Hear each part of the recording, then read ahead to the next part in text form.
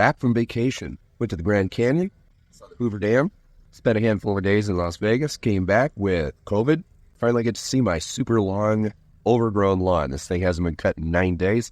So even though I'm feeling a little under the weather, I'm going to go ahead and take advantage of the long grass because there's some things in the lawn that you have to do when the grass is long. Like, for instance, find all of the weeds that you didn't know were there and then kill them because they're overgrown. It's actually easier to kill them when they're overgrown and healthy. Right now, I'm seeing nutsedge all over the place. Nowhere near as bad as it was last year. It's all over the place. Let me show you. There's wind out here. I'm not putting on my mic. This is just a vlog. But you see right here in the middle. So this is all basically Bermuda. I still got a few thin spots that need to fill back in. Way over there.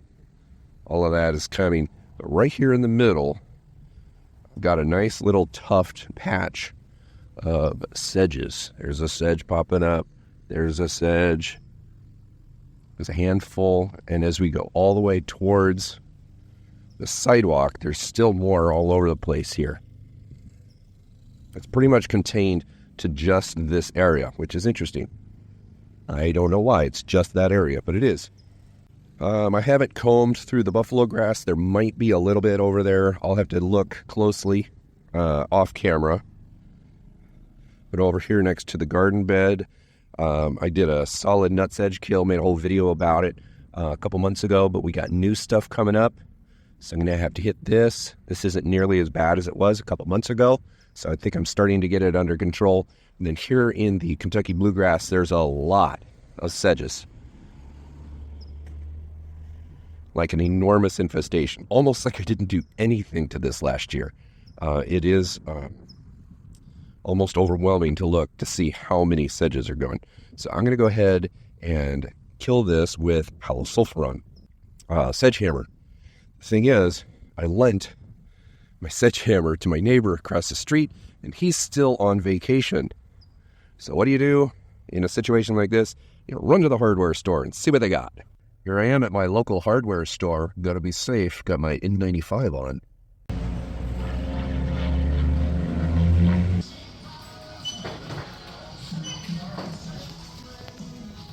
I know exactly where it is. Boom, there it is. Halosulfuron. This stuff is exactly what sedge hammer is, or the Emperor stuff, which I typically use at the house. It's the halosulfuron. This is just a single-use packet. It treats 1,000 square feet. Selling it here for $20.99. Is that a good price? I don't know. I need it. Oh, yeah. All right, here we are back at the house, and I got my surfactant. If you're going to be putting halosulfuron down, you definitely need to use a surfactant, as I've said in many videos before. Opening this thing up kind of reminds me of opening up a COVID just packets. You got the little instruction thing. You got this little like pouch. Excuse me. Inside this pouch is dispersible granules. It is exactly 0.9 grams. There it says that right there. It's the same thing as the scoop that you're going to get out of like a bottle. So technically this is way more expensive to buy a single use or a single 1,000 square foot treatment pouch, because what was this, 21 bucks compared to buying a bottle of halosulfuron. I've had my bottle for a while. I've used it a good handful of times, and I could still use it some more. I mean, I'm lending it to my neighbors to use. Much more cost efficient to go buy a bottle of it. But in a pinch, this will work.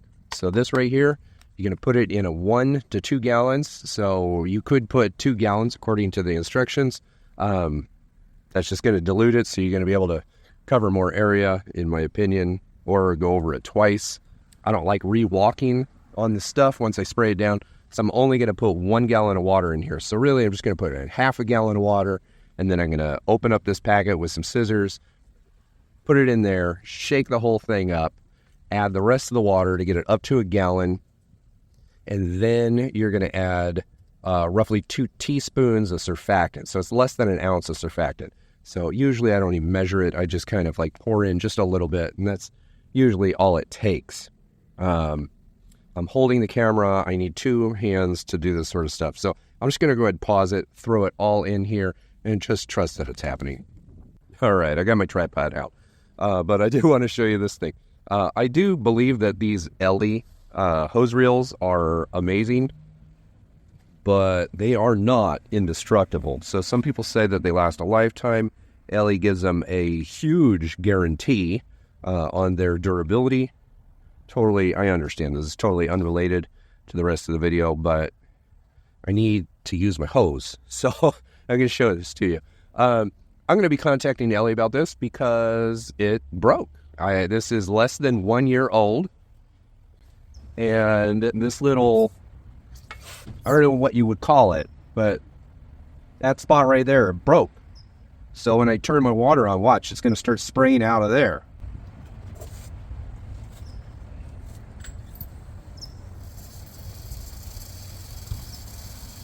That's not supposed to happen.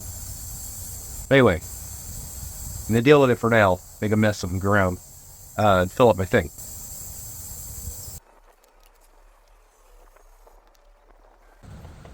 Yes, those.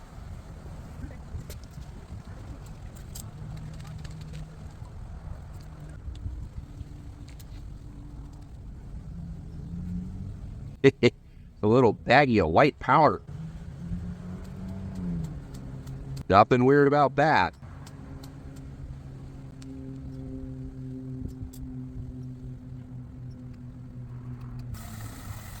We should agitate. You got to agitate it so that the water dispersible granule disperses in the water.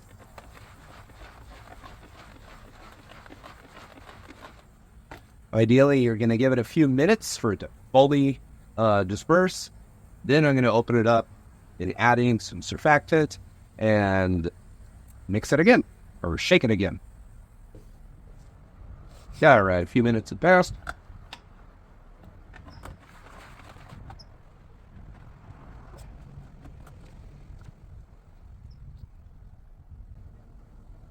Couple teaspoons.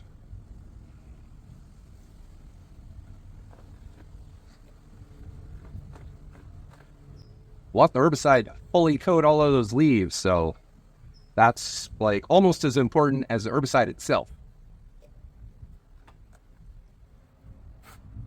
Never bought anything like this before? Do not think that you can just skip this because it's not necessary. This doesn't kill the weed. But how do I put it? The herbicide kills the weed way better if you put this in it. So if you're going to spend the time and the money putting the herbicide down, please, for the love, spend a few extra dollars. This is really cheap stuff. Get a surfactant. It doesn't matter if it's nutsedge or broadleaves or whatever it is.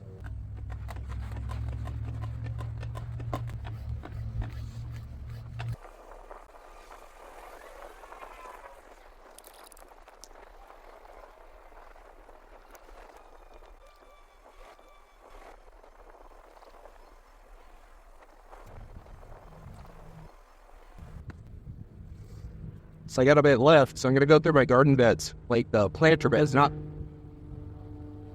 vegetable gardens, the planter beds. I'm going to find random nutsedge here and there, polish off the bucket. As an example, let's come over here. I'm not going to go over by the corn, but over here, along the edges, I've got some nutsedge growing in here. Sprinkled throughout underneath these. On the chopping block is all of this extra growth. I'm not going to do that today. Probably do that in a couple days. But there's going to be a whole bunch of sedges growing underneath here. So I can't just hand weed these. This stuff, I can hand weed that. But the sedges I can't because they'll just keep regrowing out of the nutlet underground. So I have to spray that. All right, when you come back from vacation, got to do a lot of laundry. So right now, I got to go back inside and help my wife out with the laundry, but at least I took care of this. I sure do want to cut the grass. I haven't cut it in a long time. There's seed heads all over the place, but I've said this in many videos in the past. If you want to kill weeds, you want the weeds to actually have a lot of material. You can't cut the weeds for 2, 3, 4 days ahead of time before you spray them. In this case, it's been like 9 or 10 days. So it's optimal time to kill them. and now I can't mow the grass for at least another 48 hours if I want that herbicide to do its best at killing off that nutsedge. So I'm going to have to like grit my teeth and just ignore the fact that the lawn needs to be mowed. I'm going to edge it though.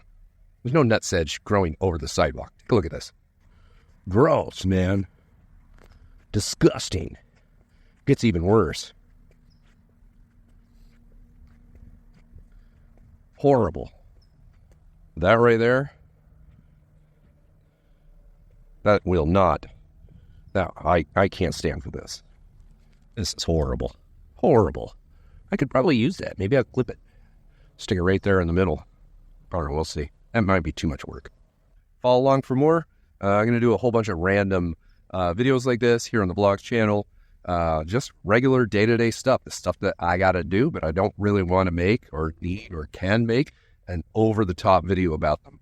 This is just the normal stuff that lawn care people like myself and that really cool lawn that you know down the block, 3 blocks down in your own neighborhood do. We just do this stuff.